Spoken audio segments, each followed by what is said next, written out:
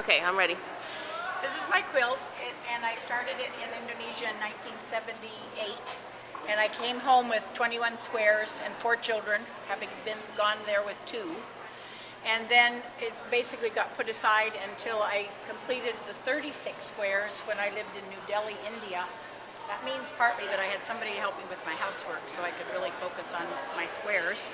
Then I came home to America and very busy life. We refixed up our house and I started hand quilting it in 2002 and decided in '09 that this was the year to finish it and get it in the show. So I did. Do you want to talk about any specific squares? They're all the fabrics that Indonesian women wear in their skirts from in the late 70s. The squares, I fell in love with the pattern because of that pattern I saw in the McCall's book of quilting. Yeah.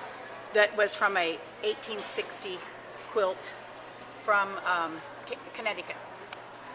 The squares. So I had all kinds of fabrics and I wanted to mix blues and browns.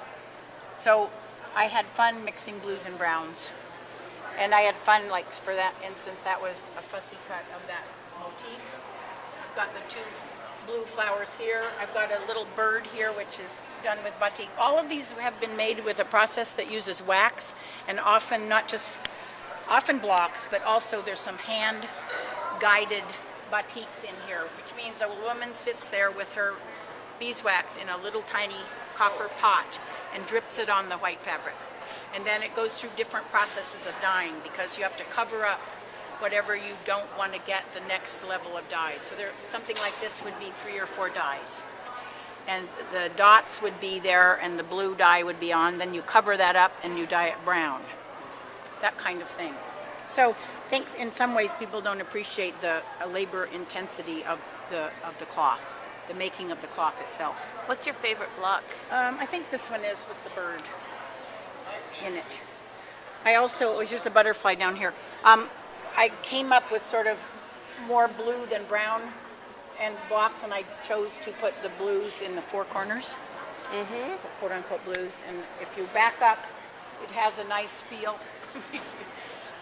which gets the subtlety of the different mixtures and the symphony of colors mixing together, blue and brown. All right, so go stand in front of it now, and I won't hear what you're saying, but it'll be the end of the video will be you standing in front of it. Okay, I'm standing in front of it. Thank you.